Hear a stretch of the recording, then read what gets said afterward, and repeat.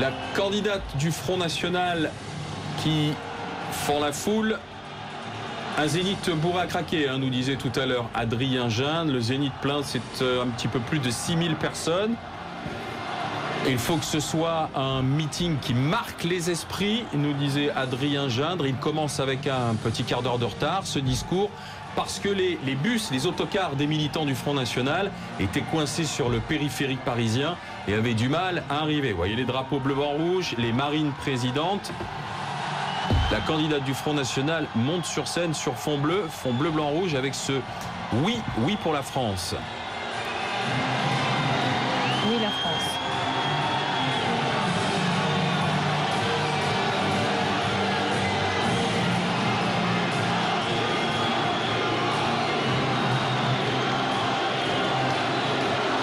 Et c'est la seule grande réunion publique de Marine Le Pen dans la capitale. On suit son discours en intégralité, en direct sur BFM TV. Et vous le voyez toujours, il est bon de le rappeler que les images que nous vous diffusons sont filmées, cadrées par les équipes des candidats, des différents candidats. Chers amis, bonsoir.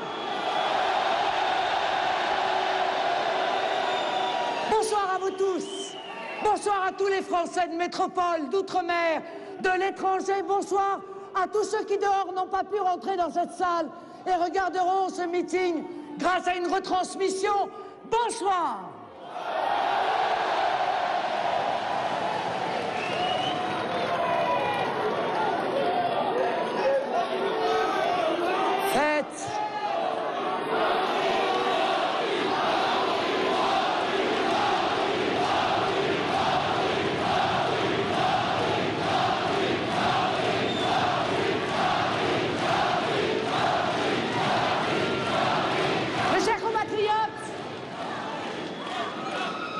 Silence.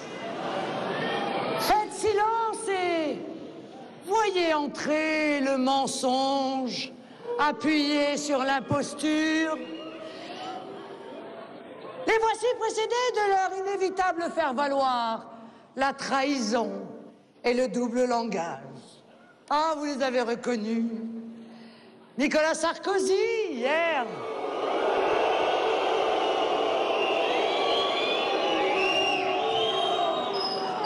Candidat compulsif, aujourd'hui épuisé par ses mensonges, main dans la main comme au temps du vote sur le traité européen avec son complice d'alors, François Hollande.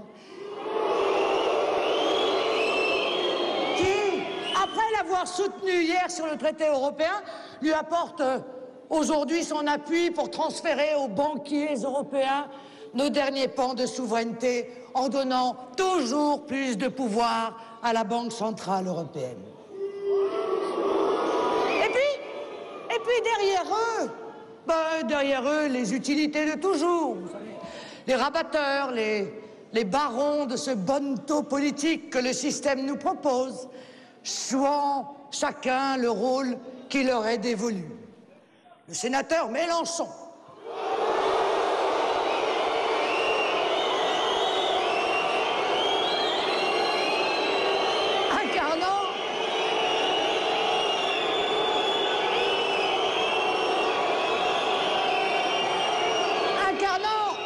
incarnant la trahison des espérances populaires, lui qui se voulait Saint-Just ou Robespierre, magouille avec M. Buisson, conseiller en chef de Nicolas Sarkozy, et rêve en fait de finir sous-ministre d'un gouvernement socialiste. Comme serait ministre, Premier ministre même, de l'UMP ou du PS, François Bayrou, lui le et droite et gauche tout à la fois. Ah oui, certes, vous avez raison, médiocre destin pour ces révolutionnaires de salon qui oublient tous les deux qu'ils ont été les serviles ministres du système qu'ils font mine d'égratigner aujourd'hui.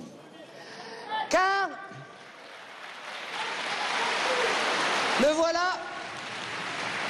voilà le choix pitoyable que la presse, les instituts de sondage, l'ensemble des institutions, des penseurs, des experts, des intellectuels veulent proposer au pays. Ali Baba et les 40 voleurs en action pour le cash du siècle.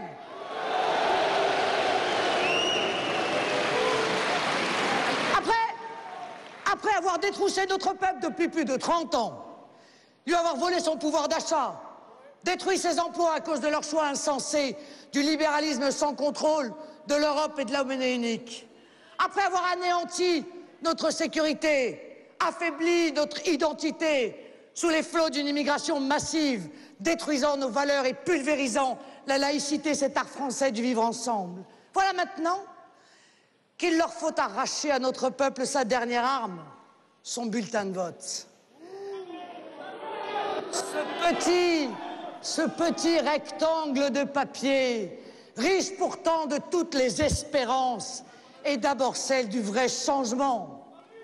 Car, mes amis, pour les puissants de ce monde, pour les banquiers, pour les grands patrons du CAC 40, pour les journalistes, les sondeurs de tout poil, l'élection serait faite. Circuler, il n'y a rien à voir. La mondialisation absolue aurait gagné. Les banques, les grandes sociétés du CAC 40 auraient triomphé. Les riches et les puissants auraient raflé la mise. L'Europe de Bruxelles, l'immigration massive aurait vaincu. La France mourrait, la France serait morte. Enfin, se disent-ils.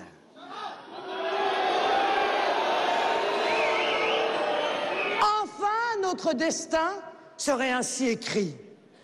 Notre pouvoir d'achat diminuerait de jour en jour. Notre système de protection sociale s'écroulerait par pans entiers avant de disparaître totalement. Le chômage s'installerait durablement, doublé d'une immigration accélérée afin d'anéantir toute revendication sociale. Le CDD deviendrait l'horizon indépassable pour la jeunesse et nos anciens verraient leur retraite diminuer comme peau de chagrin. La modernité prendrait le visage hideux du moins-disant social. Car Sarkozy ou Hollande, Hollande ou Sarkozy seraient déjà élus pour appliquer la même politique de rigueur, celle de l'écrasement des classes populaires et des classes moyennes, celle de l'austérité pour pouvoir servilement verser les 50 milliards d'euros d'intérêts que réclament chaque année nos usuriers à l'État français.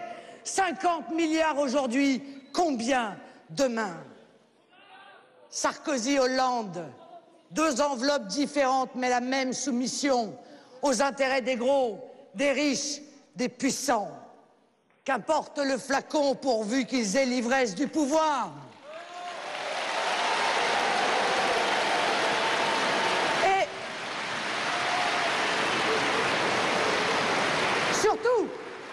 surtout pas de discussion. Notre avenir serait écrit, déterminé par cette fatalité historique définie par les grands experts. Tous ces sachants, ces économistes, ces grands économistes, qui depuis 40 ans se sont 1000 fois trompés. Tous ceux qui affirment avec autorité qu'il n'y a pas d'autre chemin, pas d'autre solution que l'aggravation de nos difficultés, la réduction de notre niveau de vie, la démolition de notre protection sociale, la disparition de notre identité, la mise en concurrence avec la misère de la terre entière. Tout au long de cette campagne, ils se sont succédé, squattant les plateaux de télévision, multipliant les éditoriaux péremptoires, ceux-là même qui ont toujours validé cette folle politique aux effets désastreux, ceux-là même qui se sont aplatis comme des limandes face aux Sarkozy, Hollande, Bayrou et autres Mélenchon.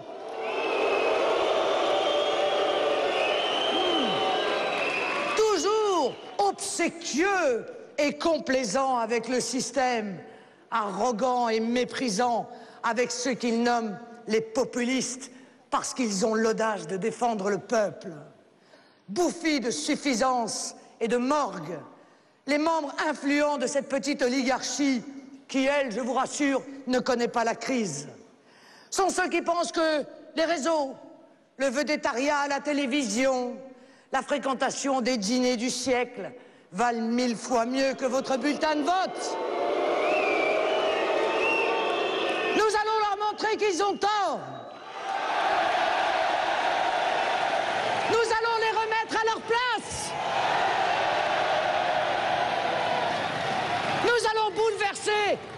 conformisme et leur plan de carrière. Faire exploser leurs certitudes, leurs petits conforts et leurs petites combines. Nous allons leur faire comprendre.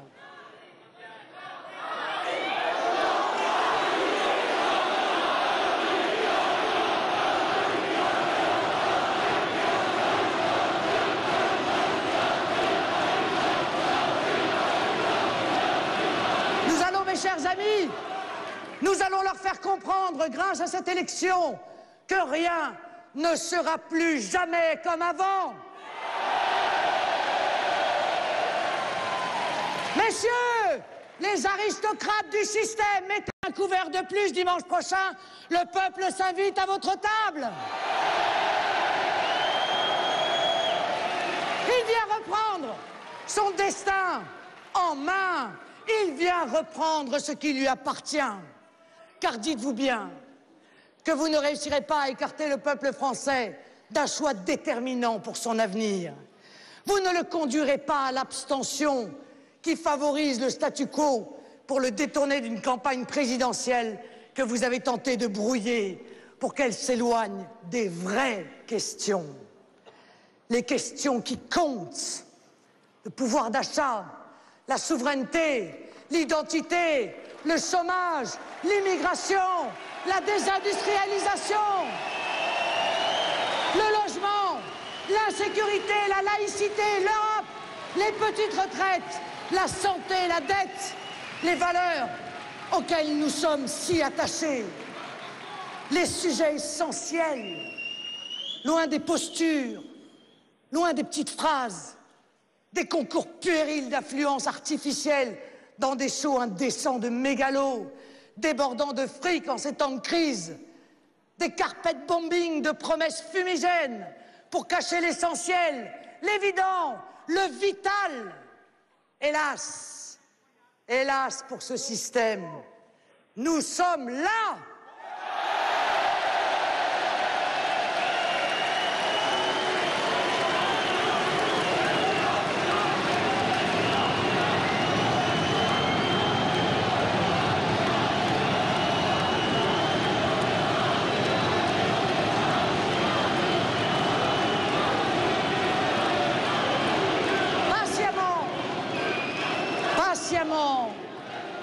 Courageusement, lucidement, avec persévérance et obstination, nous avons posé les vrais, les grands sujets dans cette élection, devenant même le centre de gravité de cette campagne, en y apportant des solutions radicalement novatrices, des solutions fondées sur le patriotisme économique, le patriotisme social, la priorité nationale, la protection culturelle et identitaire. Mais nous n'avons pas oublié, mes amis, de mettre tout le monde devant ses responsabilités. Et d'abord, Nicolas Sarkozy face à son bilan.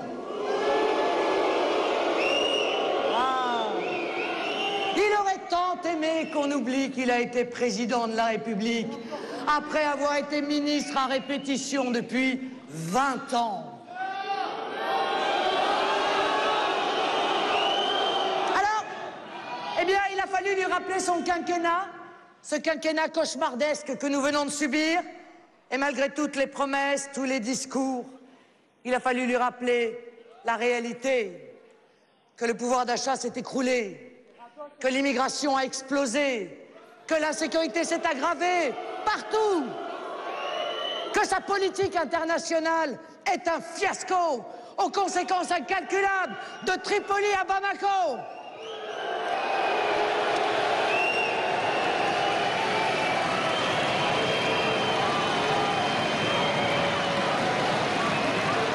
Il a fallu lui rappeler qu'il fait aujourd'hui les mêmes promesses qu'en 2007, comme si rien ne s'était passé pendant les 5 ans qui viennent de s'écouler, comme s'il n'avait pas été président, comme si la France et les Français avaient été subitement victimes d'une épidémie d'amnésie, comme si notre peuple tout entier s'était mué en un immense banc de poissons rouges doté d'une mémoire vive de 30 secondes, ni plus ni moins.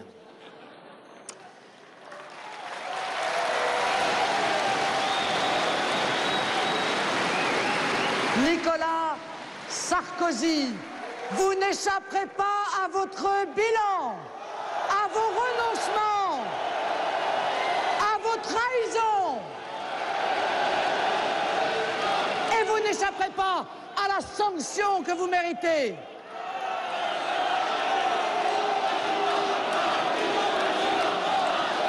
Mes chers compatriotes, je vous le dis sans détour ce soir, le vote pour Nicolas Sarkozy est totalement inutile. Les Français doivent le savoir. Inutile parce qu'il n'a rien fait. Il n'a rien fait en 5 ans pour ceux qui en avaient besoin. Et inutile parce que d'ailleurs il prépare déjà sa sortie. Un vote pour Nicolas Sarkozy est un vote perdu. Comme lui d'ailleurs, qui apparaît dans cette fin de campagne perdu, dépassé, comme absent. La crise qu'il pensait pouvoir cacher aux Français revient en force et son imposture surgit dans toute son étendue. La vérité au sujet de cet homme éclate aujourd'hui comme jamais. Voter pour cet homme français ne sert plus à rien. Le seul vote qui va compter dans cette élection pour demain et pour l'avenir, c'est le vote Marine Le Pen.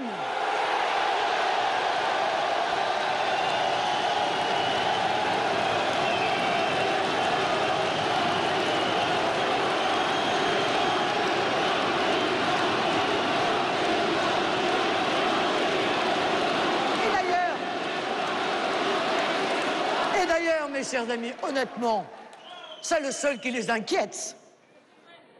Je dis bien que le vote en ma faveur est le seul vote qui pèsera, le seul vote qui influencera le cours des choses, la vie réelle des gens, votre vie.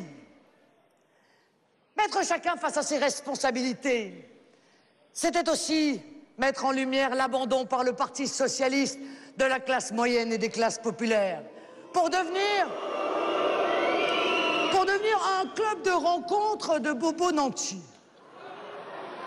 Que seul passionne le droit de vote aux étrangers, le mariage des couples homosexuels et leur possibilité d'adoption. Et non pas la misère des oubliés de la République. Un parti socialiste réduit au rôle de think tank qui prépare les réformes nauséabondes que la droite s'empresse ensuite de voter. Mais regardez la suppression de la double peine pour les délinquants étrangers. La gauche en arrivée, Sarkozy l'a faite. Comme il ferait, vous le savez bien, le droit de vote des étrangers. Évidemment.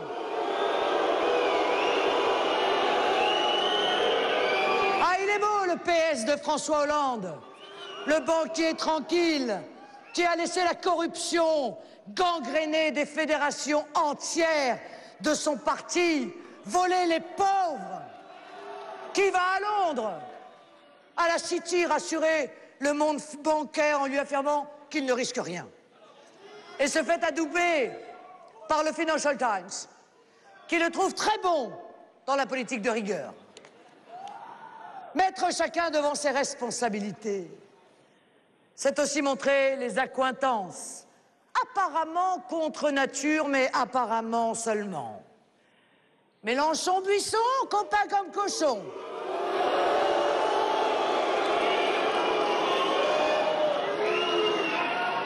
MEDEF, CGT pour plus d'immigration. Mélenchon, Sarkozy pour une France métissée. Bayrou, Hollande pour le financement des mosquées. Sarkozy, Hollande pour l'Europe des banquiers.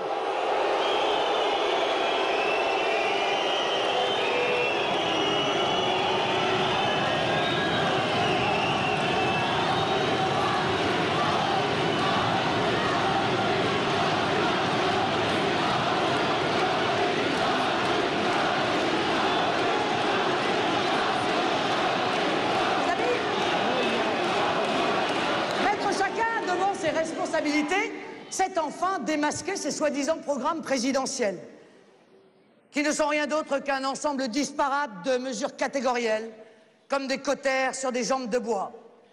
Rien d'autre qu'un catalogue de leurres, destiné à attraper les électeurs considérés comme de simples nigauds, à qui on promet qu'on fera demain ce qu'on n'a jamais fait hier. Françaises, Français, il ne vous reste que quelques jours avant de vous prononcer. Vous, qui parfois hésitez à voter. Non mais, pas vous. Mais il y en a. Des Français qui hésitent à voter par découragement, par lassitude ou par fatalisme. Ne vous laissez pas hypnotiser par l'écume de cette campagne, par l'agitation de surface, cette comédie, ce spectacle électoraliste permanent. Je dis ce soir aux Français, posez-vous et posez-vous les bonnes questions, les vraies questions. Où allons-nous? À quoi croyons-nous? Que risque-t-on? Quel monde? Quelle France? Laisserons-nous à nos enfants, à nos petits-enfants? Sans hésitation, ces questions nous forcent à analyser les grandes orientations données à notre pays et qui constituent, si elles sont perpétuées, des choix irréversibles. Il en est ainsi de la mondialisation, de ceux qui en profitent et de ceux qui en meurent. Or, je suis la seule candidate capable de protéger les Français.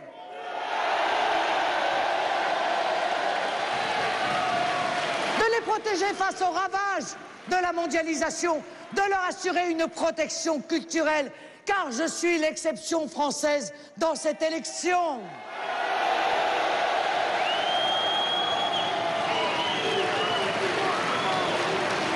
Je suis la candidate, la seule candidate, l'unique candidate de la nation.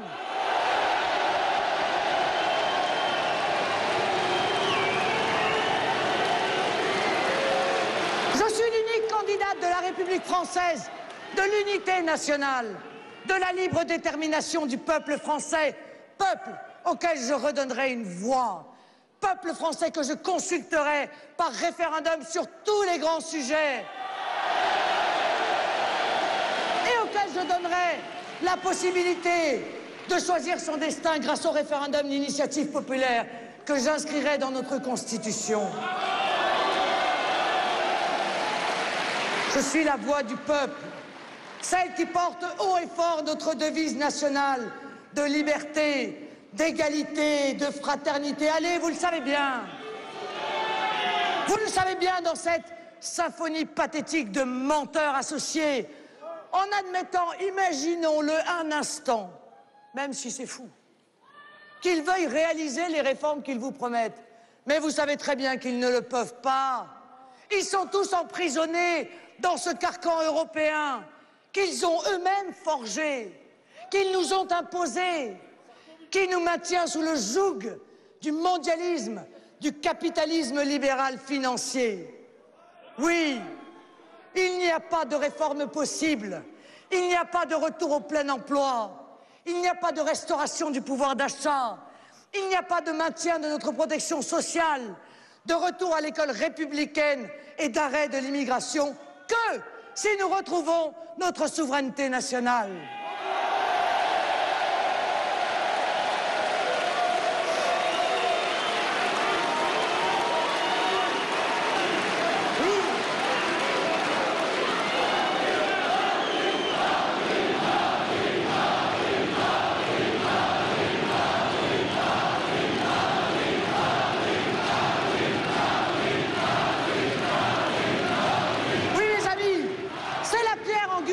Notre politique. Mais c'est aussi à l'aune de ce sujet essentiel que les Français doivent juger tous les programmes de nos adversaires. Oui, nos adversaires et non pas concurrents. Car ce qui se joue ici, c'est le combat pour la France. Alors, ceux qui prétendent réformer, changer, alors qu'ils ont les mains liées par les traités qu'ils ont hier signés ou imposés à notre peuple par le Parlement contre le référendum. Ceux qui osent prétendre cela sont des menteurs ou des incompétents, ou les deux à la fois. Ah, pardon, petit moment de lucidité, Nicolas Sarkozy a récemment avoué que la droite et la gauche n'existaient plus, que la vraie fracture, selon lui, était entre ceux qui croyaient en l'Europe et ceux qui croyaient en la nation. Il a choisi son camp, nous aussi. Mais ça ne vous a pas échappé. Vous ne vous y trompez pas. Tous ces clones dans cette élection ont eux aussi la nation en horreur. De la droite à l'extrême gauche, tous ont oublié la nation. Quand j'entends certains candidats qui se prétendent de gauche et qui disent vouloir lutter contre les puissances financières, mais qui défendent l'ordre européen, avec ce qu'il signifie de souffrance et d'abdication devant les oligarchies, je dis qu'ils vous trompent. Qui peut se dire du côté du peuple et défendre l'euro à tout prix? On sait ce que l'euro nous a coûté. On sait ce qu'il nous coûte aujourd'hui. Quand j'entends ces candidats qui se prétendent proches du peuple,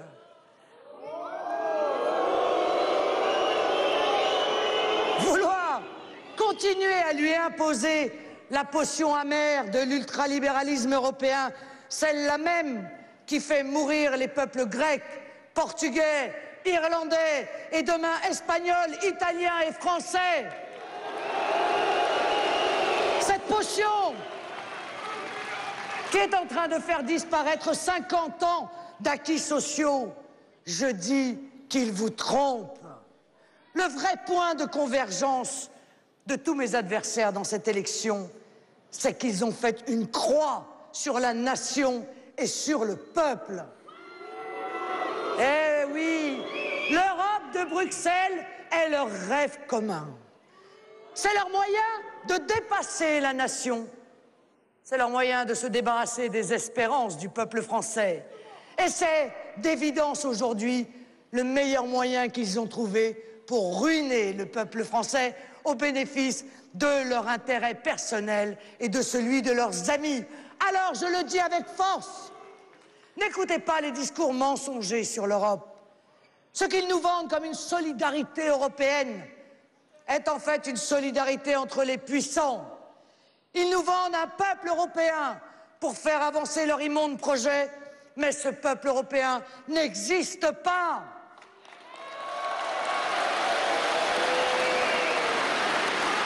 L'Europe de Bruxelles, ça n'est pas la solidarité. L'Europe de Bruxelles, c'est la ruine des peuples et le règne sans partage des banques. Nous ne sommes pas en train d'aider les Grecs. Nous aidons les banques qui ont prêté à la Grèce. Les marchands d'illusions se sont réveillés dans cette élection et tous nous refont le coup de la fameuse Europe sociale. Tous nous ressortent l'Europe sociale.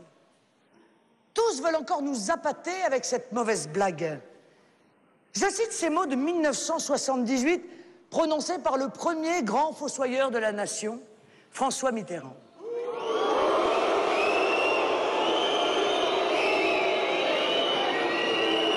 Il disait « Nous voulons l'Europe des travailleurs contre l'Europe marchande, l'Europe des profits, l'Europe des grandes affaires. » Nous sommes en 2012.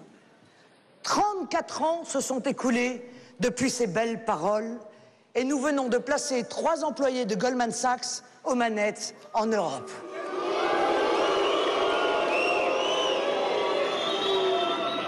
Tout le contraire de ce rêve européen est arrivé. Leur Union européenne, une Union soviétique européenne, avec son cortège de sacrifices vains, de désillusions, d'inhumanité. Leur rêve européen est devenu un cauchemar. Ah! Dernier exemple en date, mais pas des moindres. Demain, mercredi 18 avril, la Commission européenne va sortir une bombe à fragmentation antisociale l'anéantissement du droit du travail. Au programme, l'augmentation de la TVA, l'impôt qui pèse sur les revenus faibles et moyens, merci M. Sarkozy, le défenseur proclamé des classes populaires.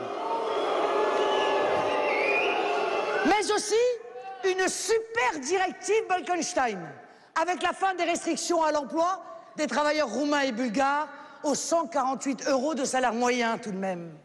Et c'est pas fini. Oh, ça n'est pas fini. L'instauration d'un SMIC différencié par branche, c'est-à-dire la disparition du salaire minimum. Ce sera la loi de la jungle économique. L'ouverture des emplois de fonctionnaires à tous les ressortissants de l'Union européenne. Ah oui. Mais je vous rappelle qu'à cause d'eux, la loi européenne prévaut sur la loi française. Alors non. 3 fois non. Cette situation ne peut plus durer. Je vous propose la souveraineté, la liberté. Nous ne nous laisserons pas dépecer. Nous n'abandonnerons pas notre destin à ces technocrates stupides, à ces juges prétentieux et à ces arrivistes avides. Le peuple redeviendra en France le seul souverain légitime.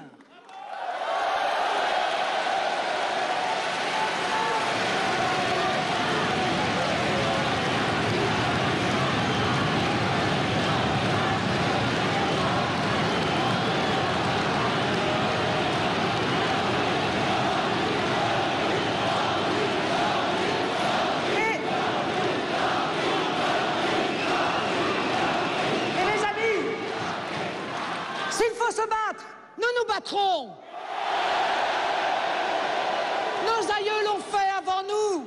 S'il faut travailler, nous travaillerons. Nos aïeux l'ont fait avant nous. S'il faut faire des sacrifices, nous les ferons, mais pour nous. Pour les nôtres. Pour les nôtres, pas pour eux. Et pas sous leurs ordres. Pas sous leurs ordres. Mes chers compatriotes, au rang de ce à quoi nous croyons, il y a l'unité et la justice. La France ne comptera plus dans le monde si elle n'est pas unie. Une France où explosent les injustices, une France où explosent les inégalités n'est pas une France forte. La société du désordre, de l'anarchie, du chaos, la société de la désunion, c'est la société de la faiblesse. Défendre l'unité de la nation française, c'est lutter chaque jour contre les injustices qui nous révoltent. C'est lutter sans relâche pour l'égalité des Français.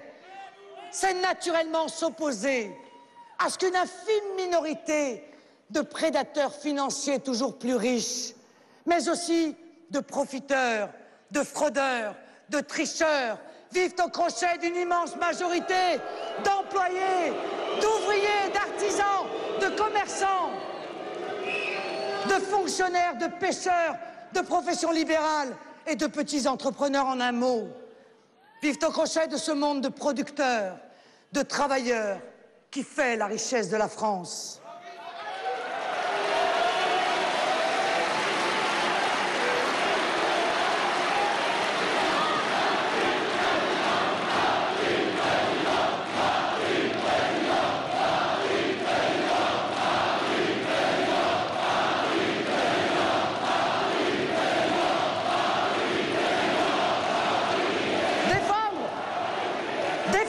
L'unité de la nation française, c'est s'opposer à ce que seuls s'en sortent les petits ou les grands débrouillards, les petits ou les grands magouilleurs, quand ceux que j'ai appelés pendant cette campagne les invisibles, les oubliés, ceux que je n'ai eu de cesse de rencontrer dans nos campagnes, dans nos villages, dans nos lointaines banlieues, alors qu'eux-mêmes sont aujourd'hui incapables de faire vivre décemment leur famille, même, et c'est un scandale absolu, s'ils ont un travail et a fortiori s'ils sont frappés par le chômage. Ceux-là passent toujours en dernier. Ce sont eux qui vivent dans l'insécurité physique, inquiets pour leurs vieux jours, inquiets pour leurs enfants, inquiets pour leur emploi, inquiets pour leur logement, inquiets pour leur retraite.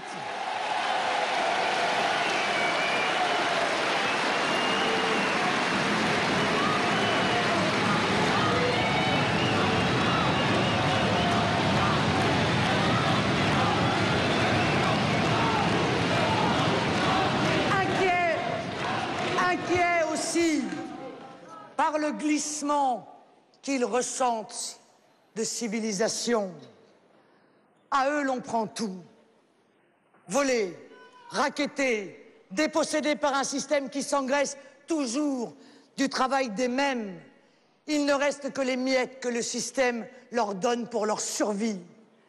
Et pendant ce temps, à la fête des nantis, tous ces privilégiés, politiques, banquiers, éditorialistes, animateurs de télévision, chanteurs et footballeurs, patrons de multinationales. Pendant ce temps, tout ce beau monde se congratule de leur réussite, se partage les prébendes et accumule les privilèges. Et pendant ce temps, les tricheurs, les profiteurs se glissent dans les failles béantes d'un système laxiste pour s'approprier ce à quoi ils n'ont pas droit. Défendre l'unité de notre nation et la justice, c'est bien sûr mettre au pas ces élites mondialisées, leur arracher des mains le pouvoir exorbitant qu'elles ont pris sur nos vies, faire tomber l'argent roi de son piédestal. Alors oui, je mettrai fin à leurs bonus indécents. J'interdirai les parachutes dorés et autres retraites chapeaux. Mais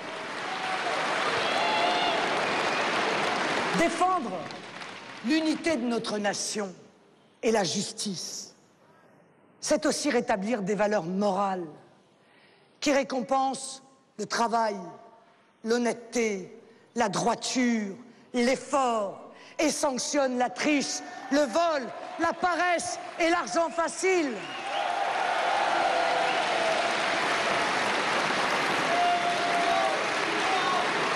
Ça n'est tout de même pas extraordinairement difficile de contrôler les trains de vie suspects, les arrêts maladie de complaisance et de mettre fin à ces montagnes de fraude qui nuisent à ceux qui ont vraiment besoin de la solidarité nationale, à nos anciens qui peinent souvent à se soigner, faute de moyens.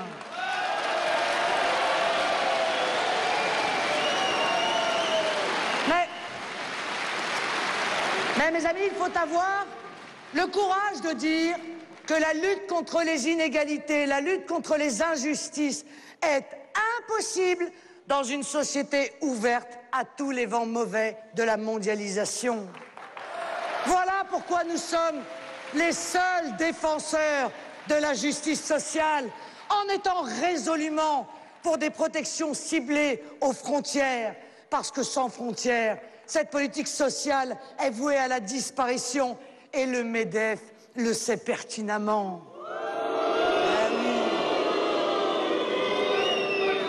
Je me bats pour les victimes de ces injustices, ces invisibles, les oubliés de cette élection. Je me bats pour eux avec passion. Je me bats pour le retour du service public dans nos régions, de la poste dans nos villages, de l'hôpital dans nos campagnes, de la gendarmerie dans nos bourgs, de la sécurité dans nos quartiers, des usines partout en France.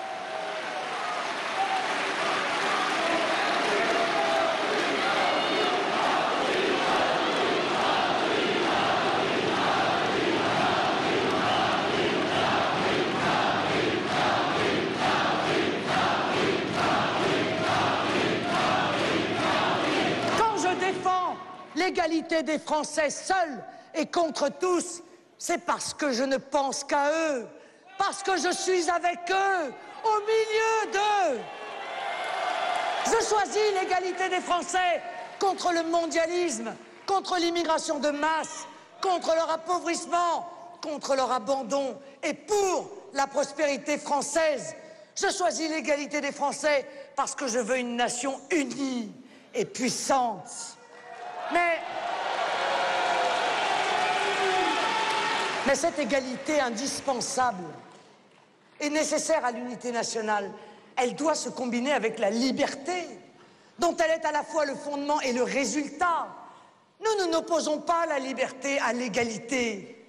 Et quand je parle de la liberté, je ne parle pas de celle qui serait à la fois celle du renard dans le poulailler, celle du fort contre le faible, celle de la grande entreprise contre la PME-PMI, celle de la grande distribution contre l'artisan et le petit commerçant, celle du monopole contre l'entrepreneur individuel. Cette liberté-là consisterait à s'abstraire de toute règle de vie en société. Ce serait la liberté de fuir ses responsabilités, de détruire la famille, de refuser d'éduquer ses enfants, de leur appliquer la nécessaire autorité des parents, de se laisser aller à toutes les pulsions, à toutes les incivilités. Non, cette liberté-là, c'est l'ultralibéralisme économique ou social. Ce n'est que le masque, ce n'est, mes amis, que le masque le plus honteux des abus de pouvoir, celui que nous refusons, comme nous refusons cette liberté de l'exploiteur sur l'exploité. La liberté que nous défendons, nous, c'est celle du citoyen responsable, enraciné dans son pays, combinant sans cesse ses droits et ses devoirs dans ce lieu d'égalité, de solidarité affective qu'est la nation. La liberté que nous défendons, c'est celle du citoyen qui peut travailler, qui peut construire.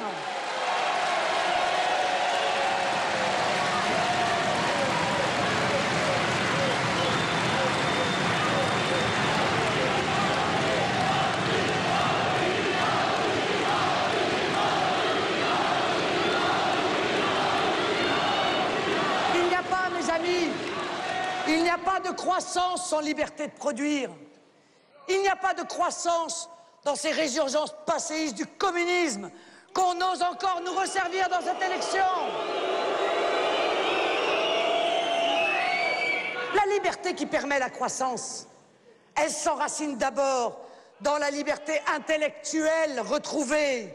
Il faut sortir de ce carcan mental, de cette doxa libérale qui consiste à prétendre, que s'il y a crise, c'est parce que les pauvres ont trop de pouvoir d'achat, trop de salaire et trop de protection sociale. C'est encore sortir de cette nouvelle religion, du libéralisme, de cette mécanique folle de l'abolition de toutes les frontières politiques, économiques, financières. C'est refuser cette affirmation insensée que le bonheur est au bout du libre-échange, alors qu'il n'accumule que le chômage, la baisse du niveau de vie, l'hiver de l'Occident. C'est admettre enfin, face au choc des réalités, que seul l'État-nation est capable de protéger la liberté des producteurs, des atteintes des monopoles ou des prédateurs financiers. Que seul l'État-nation peut réguler l'économie au bénéfice des indépendants et au détriment des puissants. Lui seul qui peut permettre cette juste répartition des richesses qui est le fondement indispensable et nécessaire de la liberté. C'est aussi cesser de rêver la monnaie unique comme l'alpha et l'oméga de toute politique économique. C'est enfin ouvrir les yeux pour s'apercevoir qu'en choisissant l'euro surévalué comme dogme intangible, ils ont tous préféré le chômage massif, les délocalisations et la baisse des salaires. Et cette liberté intellectuelle retrouvée, elle doit s'accompagner évidemment de la sortie de ces milliers de réglementations tatillonnes imposées par l'Europe, règles que d'ailleurs seules les grandes entreprises sont capables de respecter et qui constituent à l'évidence un obstacle insurmontable pour les PME-PMI. Pour lutter contre le chômage, il faut restaurer la liberté d'entreprendre, certes, mais d'abord et surtout la liberté d'entreprendre pour les PME-PMI, pour les professions libérales, pour les artisans et les petits commerçants, pour les paysans, pour les véritables producteurs,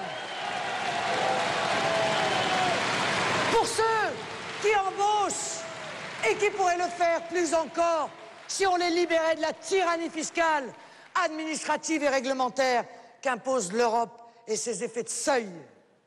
Oui, il faut retrouver la liberté de produire des richesses réelles et non pas la liberté de spéculer.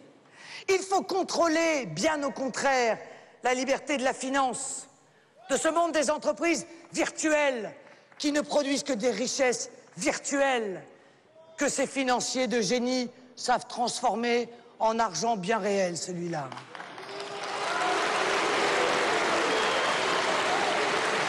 Mais le problème, c'est que cet argent, ils le prennent sur l'économie productive, la réelle, la nôtre, celle dont nous vivons, celle que nous produisons à l'usine, au bureau ou à l'établi.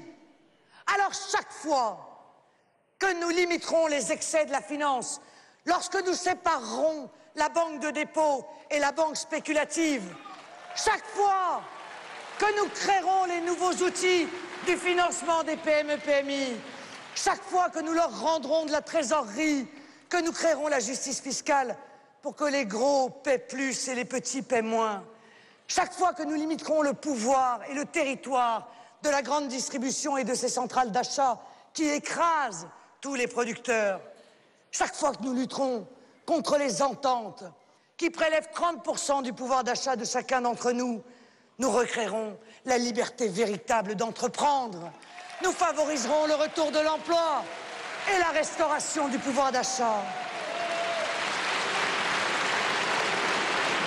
Parce que, qu'est-ce que la liberté sans les moyens de l'exercer? Qu'est-ce que la liberté d'exporter si c'est exporter en même temps nos emplois lorsqu'on vend des Airbus?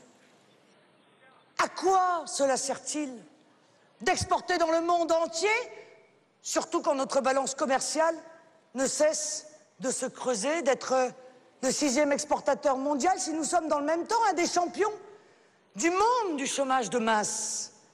À quoi sert-il que nos entreprises exportatrices accumulent les résultats faramineux alors que les délocalisations et les fermetures d'entreprises battent leur plein?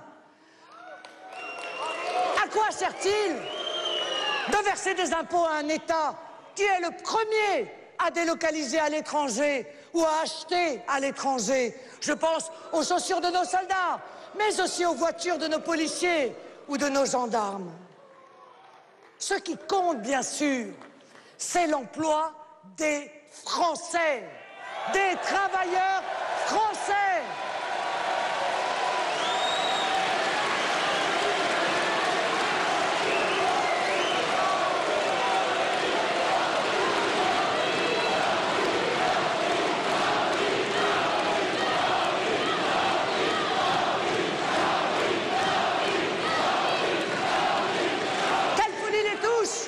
Quand ils suppriment des emplois ici pour mieux en créer en Chine, au Maroc ou en Bulgarie.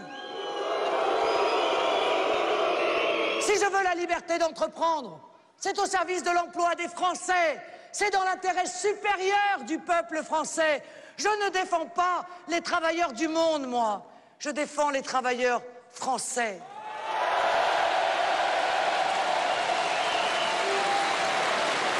Et si je veux la liberté pour notre économie, c'est pour la grandeur de la nation, pour sa puissance commerciale, industrielle et agricole, au bénéfice évidemment de tous.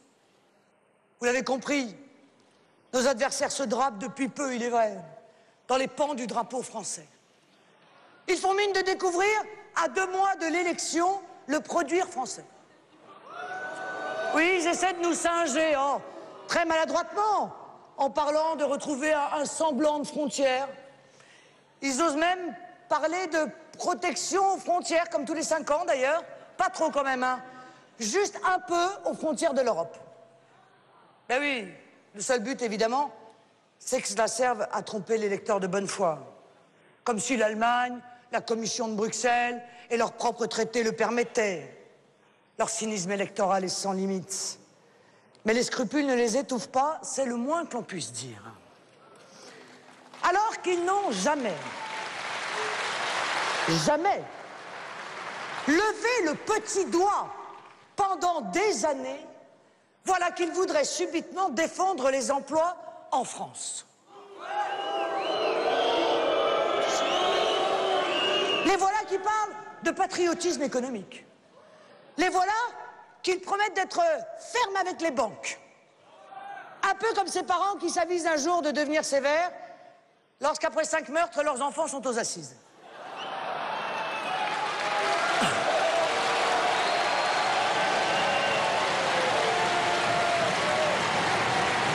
Quelle pitié! Quelle pitié! Quelle honte! Ils se sont déjà tellement déshonorés par tant de fausses promesses, de faux serments, toujours répétés alors qu'il est clair qu'ils ont imposé aux Français, au col bleu et au col blanc d'ailleurs, une politique économique anti-nationale. Et puisque nous parlons de politique anti-nationale, je ne crois pas possible, ni honnête, de laisser se terminer cette campagne électorale présidentielle de 2012 sans parler de cette politique d'immigration massive, pratiquée depuis près de 40 ans par tous les gouvernements, de droite comme de gauche, de Giscard à Sarkozy, en passant par Mitterrand et Chirac. Les Français doivent savoir qu'il est entré en France pendant 35 ans 15 millions d'étrangers qui s'y sont installés, dont 12 millions d'extra-européens. Ils ont pu le faire, c'est vrai, grâce aux législations suicidaires de l'Union européenne qui ont supprimé nos frontières avec la complicité de tous les gouvernements.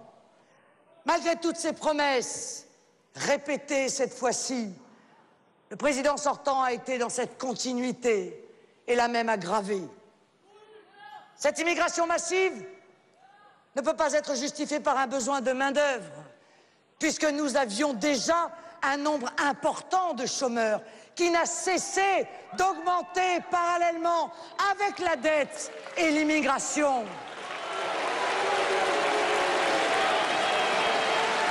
Des chômeurs qui sont aujourd'hui 5 millions. Mais cela fait bien les affaires du MEDEF, qui sait que l'immigration pèse à la baisse sur les salaires.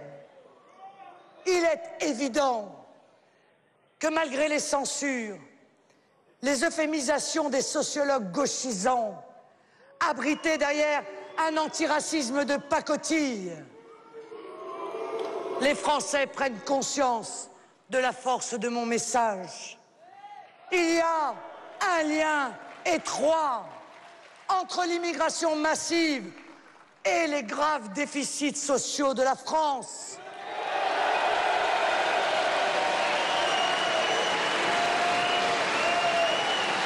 L'immigration massive accroît nos difficultés. Plus d'immigration, c'est plus de chômage, plus d'insécurité, plus de déficit budgétaire, plus de dettes, une charge écrasante. L'immigration massive, pratiquée par Nicolas Sarkozy qui a fait entrer 1 million d'immigrés légaux en 5 ans.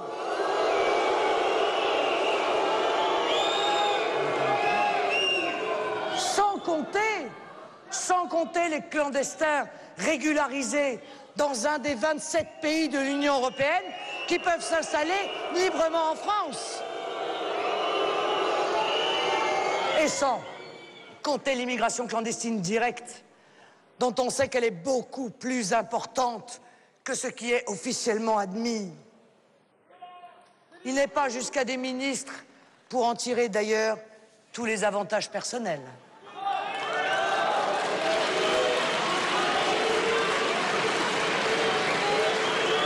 L'immigration massive rend impossible la solution du problème du logement social, puisqu'on y pratique la préférence étrangère.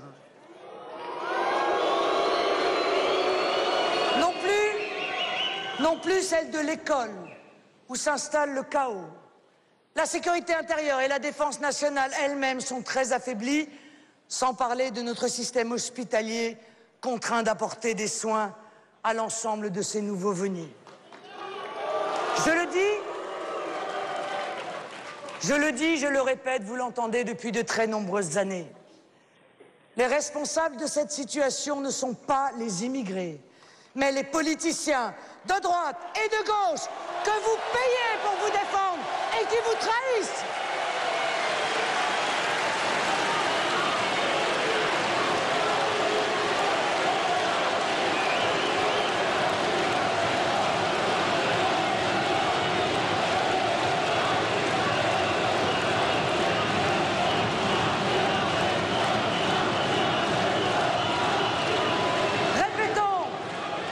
Répétons aussi que la nationalité française s'hérite ou se mérite. Que la première condition d'acquisition, c'est d'aimer la France et d'être accepté comme citoyen. Non, nous ne sommes pas xénophobes, nous sommes passionnément francophiles.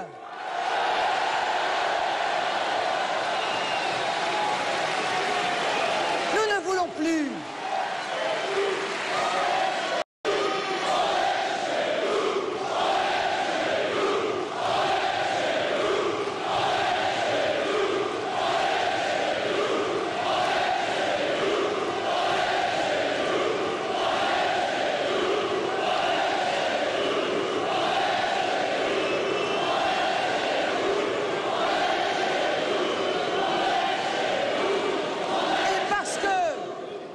Parce que vous êtes chez vous.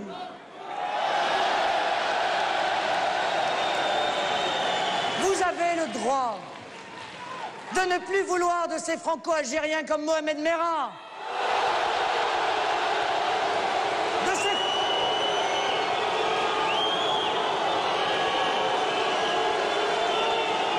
ces franco-angolais comme l'assassin de Bougonnet.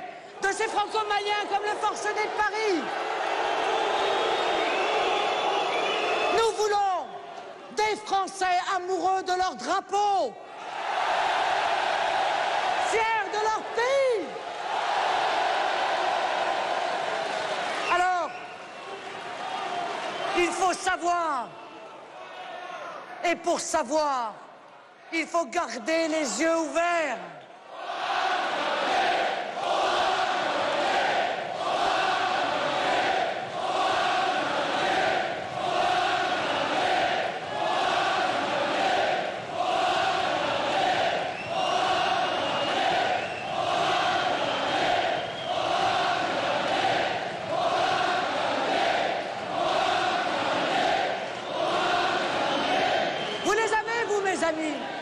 Vous les avez les yeux ouverts, mais les politiciens du système et leurs complices essaient de fermer les yeux des Français.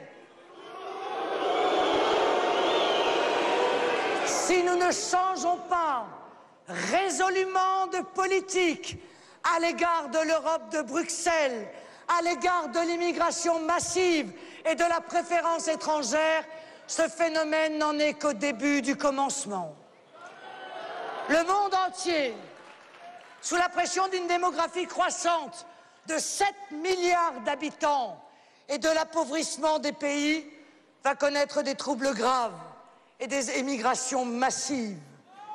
Nous devons nous préparer à prendre dès maintenant des décisions fermes, sinon nous serons ruinés et submergés.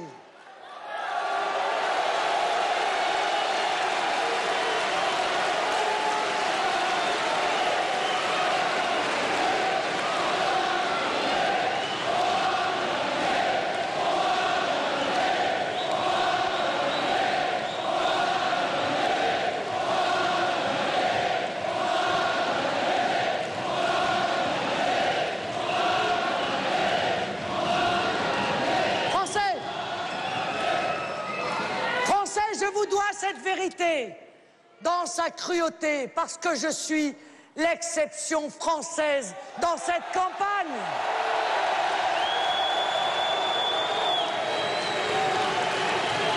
Je suis la seule qui osera vous la dire et vous avertir des dangers d'une politique irréversible.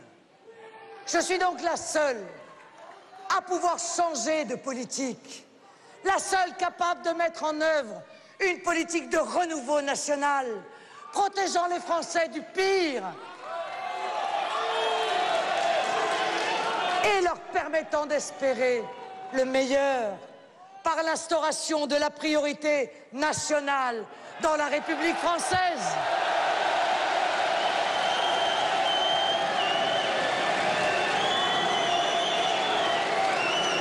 Oui, nous pouvons encore agir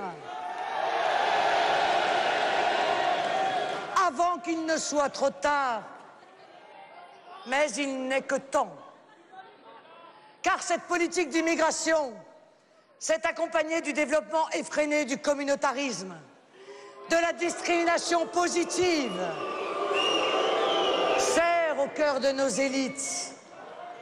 Agissant de la sorte, ces élites dévoyées opposent les communautés les unes avec les autres, heurtant d'abord le sentiment profond de notre identité, donnant à la majorité d'entre nous, chaque jour un peu plus, le sentiment d'être un étranger chez soi.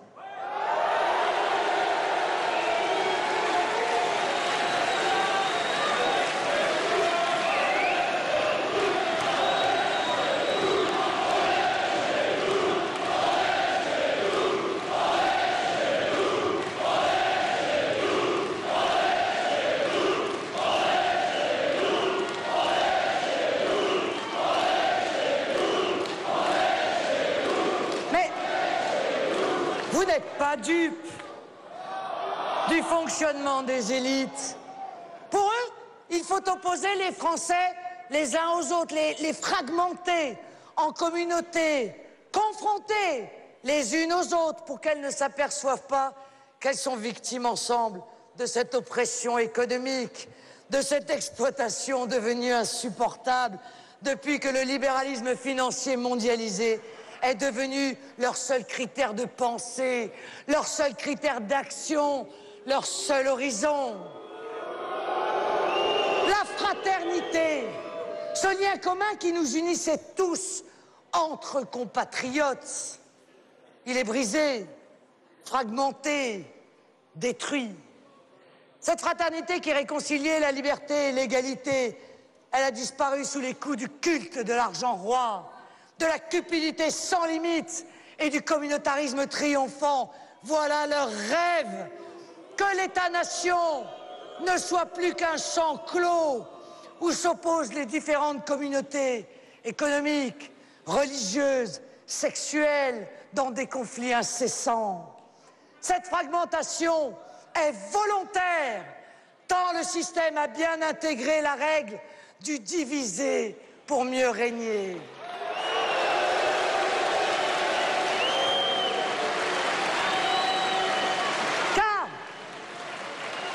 La fraternité qui seule réconcilie tous les citoyens assemblés, c'est leur ennemi juré, puisqu'ensemble, tous ensemble armés de notre bulletin de vote, nous pouvons tout changer.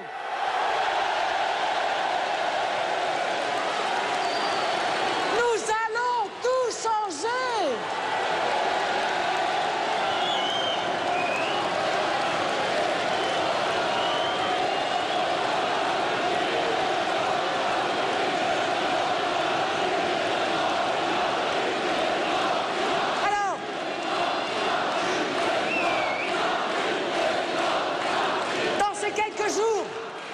Dans ces quelques jours précédant l'élection, vous tous qui êtes présents ici, vous qui nous écoutez à la radio ou à la télévision, vous qui êtes conscients de votre responsabilité dans l'avenir de notre pays, je veux vous dire qu'il n'y a plus maintenant ni droite ni gauche. Il n'y a plus de nantis ou de déshérités.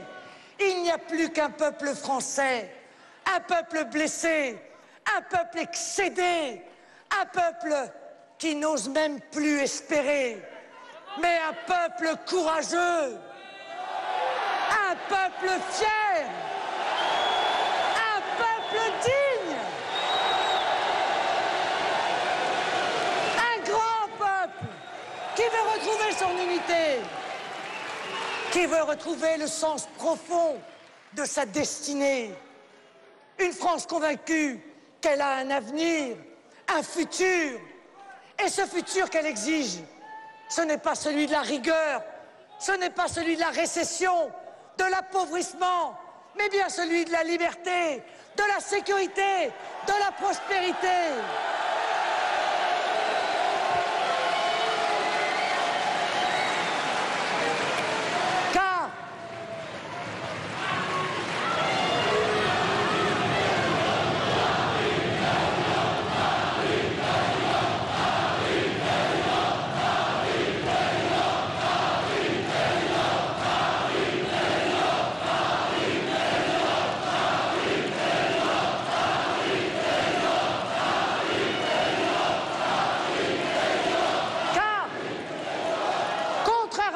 Que répètent ceux qui craignent le changement et donc la perte de leurs privilèges.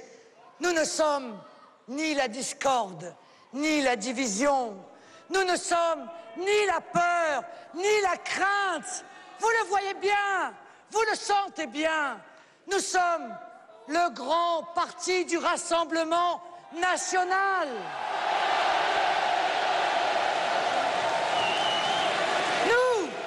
Nous sommes le parti de l'unité française par l'égalité. Nous sommes le parti de la grandeur française par la liberté. Et nous sommes le parti de la résistance française par la fraternité. Nous sommes la France.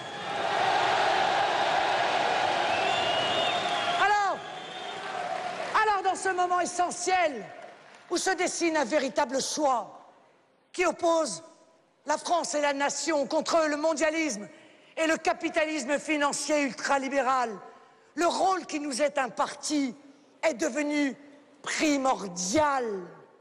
Envers et contre tous, sous les colibets, malgré les menaces et en dépit des caricatures, nous devons incarner la résistance à l'affaissement, au déclassement et à la dilution de notre identité. Nous devons incarner le rassemblement de tous les Français, hommes et femmes, de ceux qui croient au ciel et de ceux qui n'y croient pas, des cadres et des travailleurs, des patrons et des ouvriers, des travailleurs du secteur public ou du secteur privé, des Français de toujours et des Français plus récents, tous rassemblés avec nous.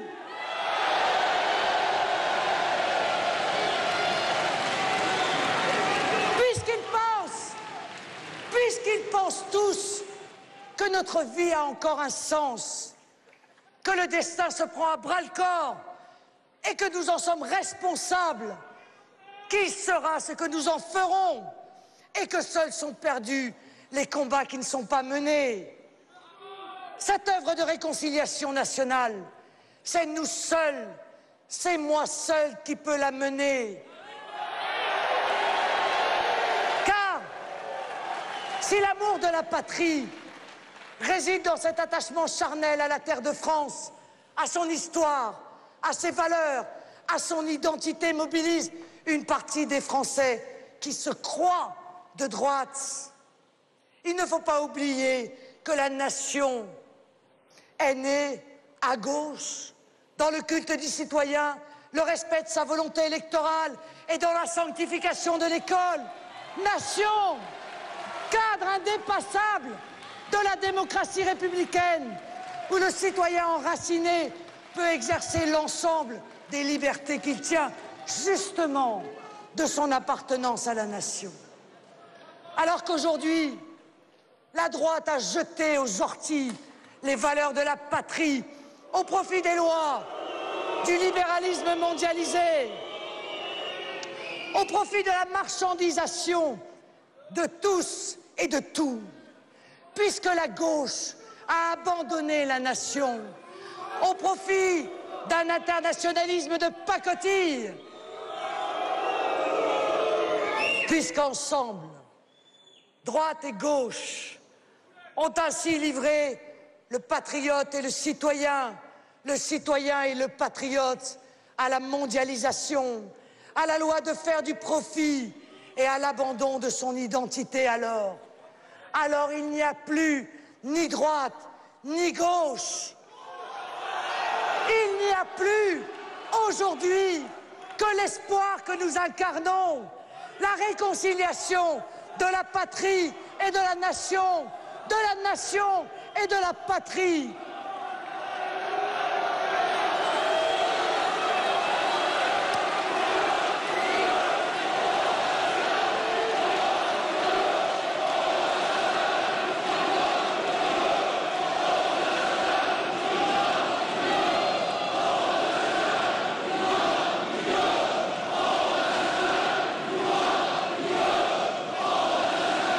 Mes amis, dans cette période cruciale où se joue notre avenir, mais aussi un destin plus grand que le nôtre, celui de la patrie, celui de la République, celui de la France et des Français, c'est à nos anciens que je voudrais lancer un appel solennel. Vous avez pendant des années travaillez plus qu'à votre tour, bâti notre cadre de vie, épargné dans l'espérance d'une retraite heureuse, mais je le sais aussi, pour assurer un avenir meilleur que le vôtre à vos enfants et à vos petits-enfants. Vos espoirs ont été trahis par ceux que vous avez élus. Alors, vous qui vous êtes donné tant de mal, qui avez tant supporté, tant espéré, rejoignez notre jeunesse, celle qui m'apporte massivement ses suffrages.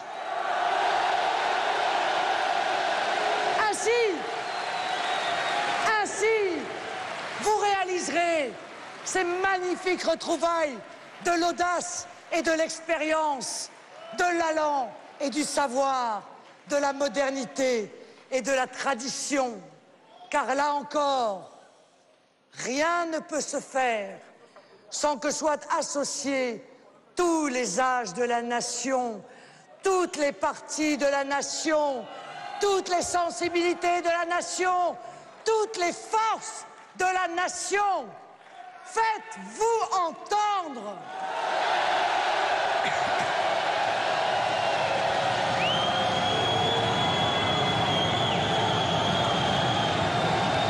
Bon sang, criez votre colère, hurlez votre espérance, mais faites-vous entendre.